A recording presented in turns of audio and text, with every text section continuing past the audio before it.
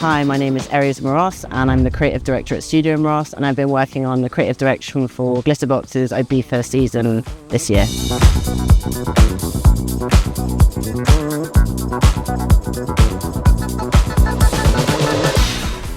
I think because I've worked in the music industry for so many years, when I was coming up in the independent music scene in London, I was designing flyers for parties, and I think there was always a draw between the worlds of visual and sonic arts. And I think one of my jobs is to try and tie the two together and try and conjure the same feeling that the music kind of has in the visual spaces that you get to experience it. We're living in a sort of like hyper-connected society, but without real genuine connection.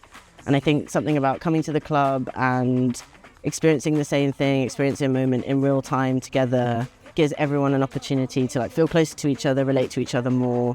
Maybe people you've never stood next to before, maybe people you've never danced with before. You know, there's technology here, but it's not a digital experience, it's a real experience. And everyone's flown here to experience it together.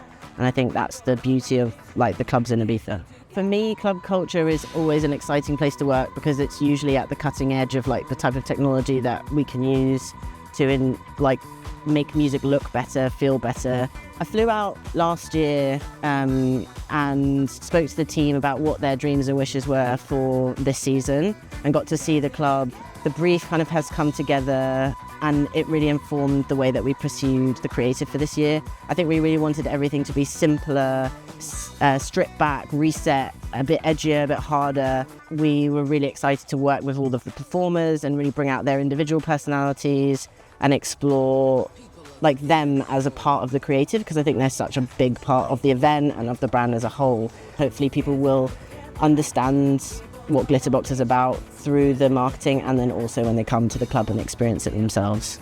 I think we took the spirit of the dance floor and translated it directly into the visual identity by using the dancers and the performers, whether that's a whacker or a pole performer.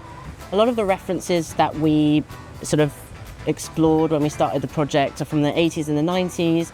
We were looking at a lot of the Fiorucci memorabilia, we were looking at bold airbrush illustrations, we looked at Mark Wardell's work and we wanted to incorporate that too. Different eras, collage, punk, cut and paste, a lot of these more like ephemeral, retro formats of design and graphics. And even the styling and the creative that was brought on and in by the hair and makeup team and the art direction team, reading from the same scripts and like referencing those things within the work as we were building it together. And it was really great to collaborate with the team at Glitterbox in terms of casting the dancers and thinking about how they were going to be styled, like all of the looks that were used in the shoots that we did. You know, some of the ideas that we put forward at the very beginning have lasted all the way to the end, and that's always a beautiful relationship when we have that with a client, and in the end everyone sort of had their say and their part in the work and we get to make something really special together. Inspiration for this year's campaign was initially Glitterbox Makes You Hardcore, and this is kind of what the team, when we first sat down, we were talking about.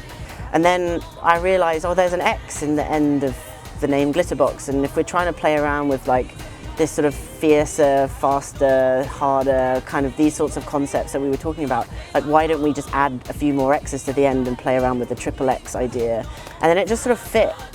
So we really played around with the sort of triple X idea, and then the introduction of the pole performers, and kind of we had in the campaign we shot the performers in silhouette, but we had a sort of spotlight that would pick up on sort of little moments on their bodies or their faces. I think collaborating with High Scream has been really amazing because we didn't even really know it was happening. We sort of sent our mood boards, and then obviously the team at Glitterbox kind of were communicating with High Scream, and then we got back these boards and renders of all of the interiors and how we could integrate the creative into the space, into the production design for the venue. Everything sort of feels like a real 360 experience, like not one thing has been left unthought of, and I think that feels like the way that High Scream work, and it's also the way that we work, and it's also the way that Glitterbox works. So together I think we've all really thought about every detail and how we can enhance each other's ideas, and we want to make amazing visuals so their production looks even better and vice versa. So it's been a really positive experience.